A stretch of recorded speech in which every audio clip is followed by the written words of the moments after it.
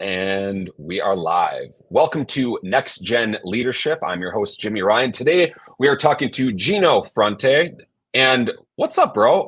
We're going to talk about P&Ls. Argentina, too. We're going to talk about Argentina. They played Well, in the semifinal.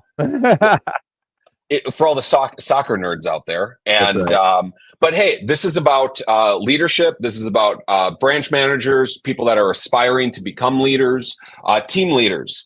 Or people that aspire to be better at that. This is just for you. And today we're going to talk about P&Ls and managing them. And we're going to go into hiring, firing, how to run a profit, and what you have to look out for. But I want to open us up with, and I briefly said this to Gino as we just were off air, is managing the stress of a P&L. And as someone that's done it before, I tend to forget sometimes how battle hardened I am and the ability that I think a lot of us have to have literally zero money in the account, and the stress of that, where I can rock it just fine. And I think that a lot of people can. Is that the goal? No. Well, of course you want to have profit, but look, if you're just starting out, or if maybe it's 2024 and it's a freaking terrible year for production, things are going to be light. You're not flush with cash. Nobody is. So I want to open us up first and foremost with, how do you manage the stress of a P&L, whether you're a producing branch manager or not? It can't be your focus.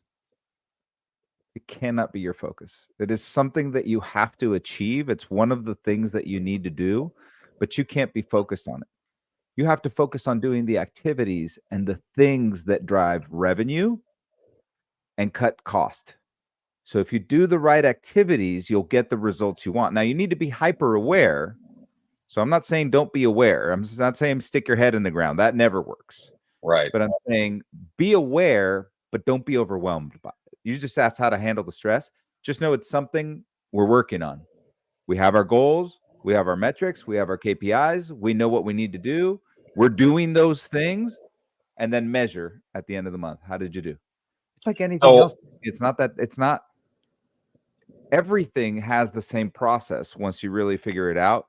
Like, no matter what it is you're trying to achieve, it's all the same process. Have a plan, execute, measure, make changes, do it again. Right. And I mean, KPIs, yeah, we got to be making a certain amount of calls. We have to have a certain amount of realtor meetings, financial planner meetings, business partner, whatever. As long as we're hitting those, we should meet the results. But what if we're not? Loan officer, right? So for me, it's totally different. As a non-producing manager, for me, it's to hold each loan officer accountable to doing what they said they would do. Right. And asking them if they're using the tools we provide for them. Because the truth of the matter is, we provide a lot of tools. PRMG's got a billion tools. And sometimes we hear it's too many. Well, it doesn't matter how many we have. Pick the 5 you're going to use. Right. Why is it overwhelming that we have 7,000? Just pick 5 and use them well. And they're really, it's not rocket science, right? It's Mortgage Coach, it's MBS Highway. Like, there's some really basic tools you need to succeed.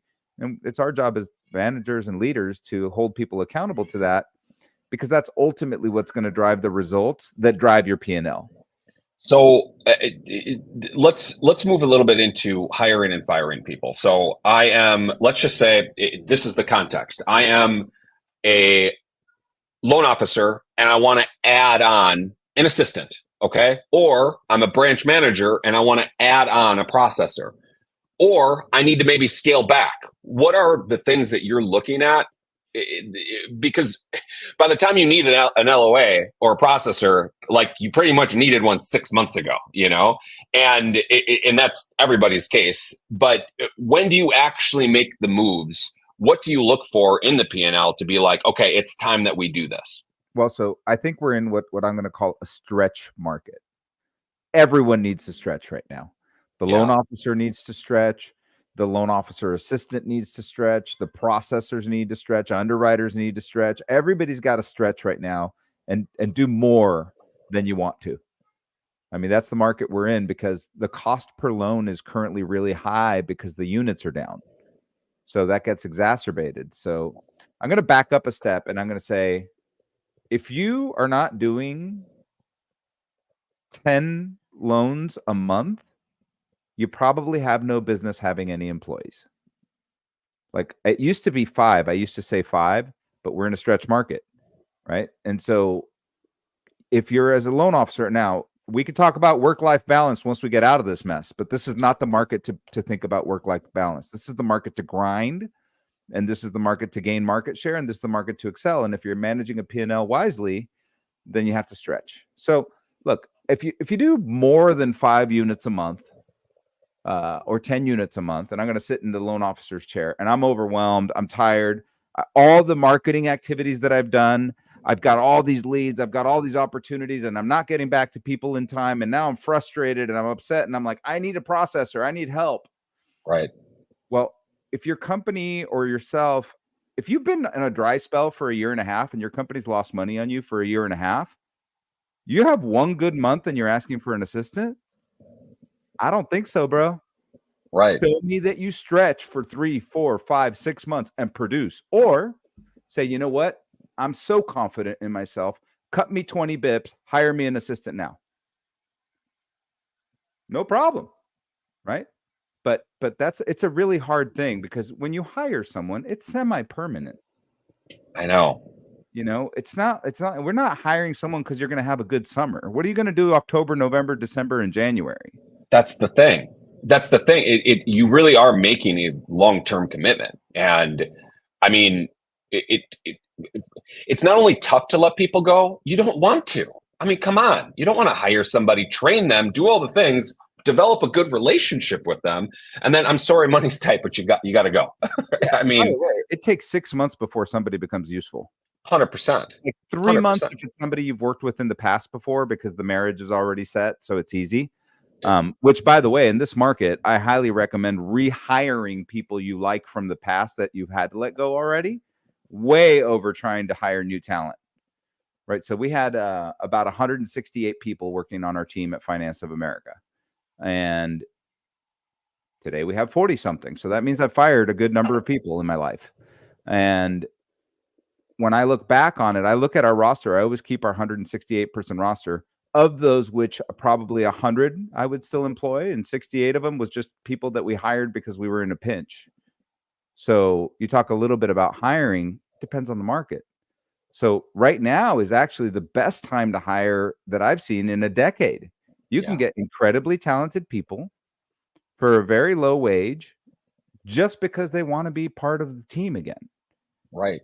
Now, you still got to have enough loans to bring on people. Right. But that's the reality right now is you could hire some incredible talented. There's some wickedly talented people out there without jobs right now. So you're saying, look, you got to stretch. And if it used to be 5, but now it's 10, the profitability just isn't there. How about as a branch manager? When do you be like, look, I need another processor? Like things are not happening in a timely manner. And again, this is semi-permanent. Like let's talk about margin because it all comes into play, right? So in my role, I control the margins. Okay. And so it's a really fine line to control the margins. It's you increase the margins as much as possible. That's not psychologically impacting the loan officer when they look at the rate sheet. They need to know what the waterfall is, what you're willing to do on a PE or concession in order to win a deal. Like these things, you have to have transparency in these things. Everybody needs to know, here's our target. Here's what we can do. And then if you need an exception beyond that, then let's talk about it. Right. But know where you're at, know where you can be. And if you come back to me and say, hey, just like I said, you could cut your pay. You could also come to me and say, raise my margins 20 basis points. I got this. I'm not having any pricing problems. I got full control of my client. Okay, let's go. Right. So there's a lot of ways to skin the same cat. Right. And I think it would be totally wise of somebody that's listening to this that is really wanting to get the extra help to go to a non-producing branch manager or just branch manager in general and say, hey, cut my basis points, 20 basis points. I mean, like that sounds like a no-brainer deal to me. You know, I mean, truly though, because and I think most loan officers are this way. We're salespeople. I don't know if 20 basis points is the right number. I just threw a number. It's probably not. It probably needs measured against the volume that you're currently producing. right? And so let's just say, and we'll participate in it too. So let's just say that a new employee is going to cost, and this is the mistake loan officers make, or even retail branch managers make. They're like, oh, it's just a $6,000 employee. I'm like, okay, plus workman's comp, plus payroll taxes, plus benefits, plus computer leases, plus. Right. So a $6,000 employee is really closer to a $10,000 employee. So in my mind, I almost always use the metric of 10 as a rough number. And yeah, I could grind it down if I had to, but it's going to cost 10. And it's like, okay, so let's say you're going to participate in that to 40 to 50%. And then we'll cover the rest if we decide to partner on something and grow. Right. So you're looking at not just, basis points, but basis points on what? What's your average loan amount? And because if you have $1 million average loan amount, that's a little bit different than somebody with a $100,000 or $200,000 loan amount. And look, it pays to be in California, and not Wisconsin, by the way, in that particular instance. But okay, times are tight. So what are some things that people can do that maybe they're not paying attention to cut costs? Because you said you got to sharpen your pencil on costs. If you're still playing man on man today, you're making a mistake. You cannot have single dedicated assistants for single loan officers, that unless they really are producing 10 plus units consistently all the time. If they're not, that doesn't mean you can't get an assistant. What that means is we need shared services, right? And I'm not talking about centralizing at the corporate level. I'm talking about centralizing within our group. And so let's just say I have one particular LOA, or she's an LOA. She's working with 3 loan officers. Okay. So that reduces the burden on the P&L dramatically, but it's going to take a little bit of patience, because a loan officer might say, hey, I have 2 files ahead of you, but I'm going to get to it. Like, you got to be prepared to hear that in this market, right? Right. Because we don't have the luxury of just having a bunch of people hanging around because we're making money hand over fist. Right. And people think it's just the units that are down. It's not. It's the margin compression too. Because if we had an extra 60 bips in the deal, by all means, I could definitely give you another assistant. So it's the combination of lack of units and margin compression that are causing the problems. So my advice is shared services, and I call it zone instead of man on man, right? I mean, that's super wise. And if you're a loan officer that's doing, let's just say 5 units a month, I would argue from a workload standpoint, if you really are averaging 5, it means that you got 10 in the pipeline at any given moment. And it means you're working on 30 pre-approvals. Exactly. So, I mean, it's an understated workload. But when you see the results of 5, like, can't you just freaking work on 5 loans? Well, you're not. You do need some help. But I mean, shared services, that's a brilliant way to go, which is tough to do. So how do you as a leader select this? Do you allow the loan officer to go out and be like, hey, go hire somebody who would you like? Or are you the person that's running the show on who do we hire? We make all the decisions. The loan officer, it's our job. The loan officer's job is to be a salesperson, period, end of story. It's our job to hire the right person to support that loan officer. And I got to tell you, you got to look at 2 things. There's more, but you got to look at the 2 main things. What type of loans does the loan officer do? Right? Because the type of assistant that does down payment assistance is not the same type of assistance that does jumbo loans. You're 100% right. So type is super important, business style, so to speak. And then personality. Right. It's really those 2 things that drive a good relationship. Imagine what my job is as it relates to that. My job is to find someone and match them to a loan officer and say, you guys are getting married. Right. Let me know how it goes. Okay. So it's an arranged marriage. Don't get divorced. Yeah. It's an arranged marriage. And I'm also the therapist when each one of them doesn't like each other. But that's really the thing. And so you have to, as a loan officer, am I going to put more weight on, do I like this person? Or am I going to put more weight on, are they skilled? And ideally you would have both, but in a shared services world, that becomes more difficult because I have a person that I know is incredibly skilled, but maybe she doesn't personality match with everybody. Right. And gosh, I'd pick skilled over personality all day long. You know, you should. I believe 100% skill is more important, but if that assistant is speaking to your clients, personality becomes incredibly important.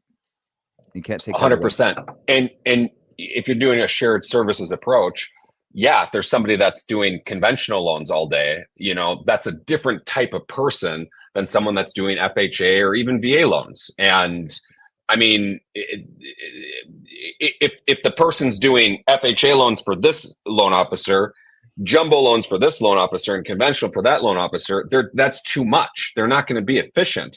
And you got to, I mean, that's a balancing act of trying to match, but ultimately it's good. Any other tips on just? You just opened the door to something that I think we should probably talk about a little bit. Is this is supposed to be about P&Ls. We're going down the rabbit hole of hiring people, and we could talk all about staffing on a different day. We'll do a round two. We'll talk. We can go specifically on that. Yeah. I want to get back. I want to bring back to P&L a little bit.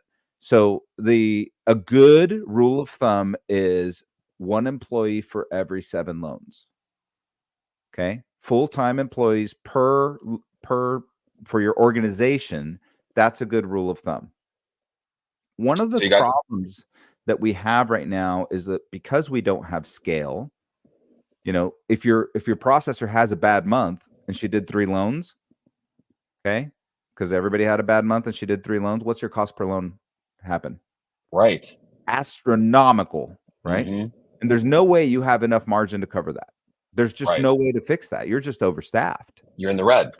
Yeah. And so you've got to understand, like, what are the projections look like? So you have to be real with yourself and not be overly optimistic. You have to be positive, but not overly optimistic. And that's a fine line too. And so I think the one thing you have to take into consideration right now is a perfect time. Where is your staffing? This is the best time to evaluate. Where is your staffing today? And what if you're not at 7 per loan? How do you get there? Yeah. What cuts do you make? I'm a fan of create more revenue before cutting more. Cut the excess. But when you get down to your core, where most of us are right now, you're starting to struggle because of scale. So one thing I recommend, if you can, not everybody can at every company, but form alliances. Just because your branch can't afford an assistant doesn't mean that you and another branch can't form an assistance, get an assistant. Yeah. Form an alliance. You don't have shared services is not just shared in your organization. You could share with other people, right? There's third-party processing contractors right now. Mm-hmm. Use those services. Well, then that's pay to play. And it's per loan as opposed to loan. Yeah. So that's a really, really good tip I would tell somebody that's on the smaller side right now is move to a hired help third-party contract processor assistant for everything that's loan related, and then potentially hire an offsite assistant, somebody in the Philippines or somewhere like that, for marketing things that you're trying to get done. So use the right people for the right things, and there's so many great people available for under $1,000 a month offshore. Right. That if you're not using that as a tool, the right tool to do the right things, right? They're not good at everything. But there's some things they're really good at. And if it's checklist type of stuff, that's what they're good at. They're not going to verify your income, or calculate it for you, So I would use offshore. I would use offshore help as the second one, right? So if we're starting to chunk this down, right? It's the 7 full-time employees maximum, ideally. Per 7 loans per 1 employee. 7 loans per 1 employee. So 21 loans in a month, you should have 3 employees. Yeah. Then you got to decide what each one of them does. But that's a whole separate conversation, is making sure the right people are in the right places for efficiency. But when you don't have scale, it's really hard. I think that's but this is a great time to evaluate that. So we have 6 full months of the year of closings. Take that divided by 6. What's your average amount per month? And if you have 3 employees and it's less than 21 loans per month, you're probably overstaffed. So like, I really want to I want to get into like hiring and firing. Now I'm going to say I am overstaffed on purpose. Because I believe in growth. because we're recruiting, we're growing, we're meeting people, we're doing things. I want to provide excellent service, right? So it's okay to stretch and hold on to someone a little bit longer than you think, or to take that dive at the right time of year when you're in growth. Now, I will tell you that right now, the reason I like this time to evaluate is not only are we halfway through the year, what I would look at, in fact, Kevin's running a report for me right now. We have our sales meeting today. And at our sales meeting, I'm giving everybody the report. Okay, last year through the end of Q2, here's what you did. This year through the end of Q2, here's what you did. You've grown 16%. Good job. Okay, growth is good. 16%, 16%. Now, let's look at October, November, December, January of last year. Let's increase that by 16%. Right. How much staff do we need for the winter? And see, because you're providing accountability with what the numbers actually are. And I think that where a lot of managers get into trouble is it's a lot of times it's in a weird way based on emotion and what you think is happening, but not what is actually happening. I mean, how many reports do you run where you're surprised? Wow, I thought this person wasn't doing anything, but look, they're crushing it here. Or vice versa. I thought this person was awesome, but it looks like they taken off the past couple months. Yeah, we're in the era of data, right? So the data is available. Right. If you hopefully have a good reporting system and you're able to dig down to the data. But even if you don't have a good reporting system, use an Excel spreadsheet. Like, it's not rocket science. Look, I would talk you out of that. I'm just saying, there's a lot of really great reporting stuff that we use, right? We happen to use Gallus. We used to use Power BI. I've used Power BI. I've used 100 different reporting systems. It doesn't matter what system you use. It only matters that you see the metrics that you're trying to track. Right. And so, look, the reality of the matter is, how overstaffed are you? And if you're overstaffed in summer, let me tell you, you're going to be really overstaffed in winter. Like, for sure. Now, I know what everybody's saying. No, but wait, the rates are going to go down. We're going to get refis. Wonderful. If that happens, you hire someone a little later in the year, because there's a huge pool of people available on the market right now. We're not, we are for the first time, almost maybe only the second time in my career, we're in an employer's market. Yeah. Okay. This is just like a buyer's and seller's market. This is the first time that we're in an employer's market in a really long time. Right. And so take advantage of that in a positive way and say, I'm not going to grow until I can't stretch anymore. Right. And the balance is really, it's weighing what is the future looking like, because I can get ahead of it, as opposed to being in the midst of a refi boom and you're understaffed and you got to hire somebody when there's chaos everywhere, which is just, you could hire somebody like I'm saying, I have at least 10 people I'm staying in touch with monthly from my prior group that are already willing and able to come back at the snap of a finger. Right. So you have to be prepared for that. You can't just start calling. Remember, getting employees is the same as recruiting loan officers. Like, you have to stay in front of them. If you're in charge of employee management, then you need to stay in front of the people that you really know, like, and care and want back on your team, and have them be ready. And I said, hey, I'm going to give you a 30-day notice when I need you to come. My brother, we're over time. I think this has been excellent information. We could go on for hours about this. I know, but barely scratch the surface of P&L. I think that, but truly though, I think that this is just a good base knowledge that people need to be cognizant of. You need to know how to and when to scale, and scale up and scale down. And you need to be real about what's happening, so that you're not in a situation where corporate calls you and says, hey, you're in the red and it's been too long. It's better for you to make the decisions of staffing than someone else make the decisions of staffing, 100%. Or your numbers decide for you, and then all of a sudden you're in a tight spot. That's the type of stress you don't want to deal with. And Gino, one thing I want to leave you with. Wrap it up. One last thing. Yep. Variable cost over fixed cost as often as possible. Structure your organization so that the variable costs based on performance is how you pay people. Incent what you want. That is super wise. And I feel like we need to dive deeper into that, but we will do it on the next next gen leadership. And I want to thank everybody for joining us today. If you have a comment or want to go deeper into something, please make a comment wherever you're watching this. We'd love to get back to you. And if it's private, DM me, no problem. I'll help anybody. Absolutely. Same for me. And I want to thank everybody again for joining us. Thank you, Gino. And we'll see you guys next time. Thank you.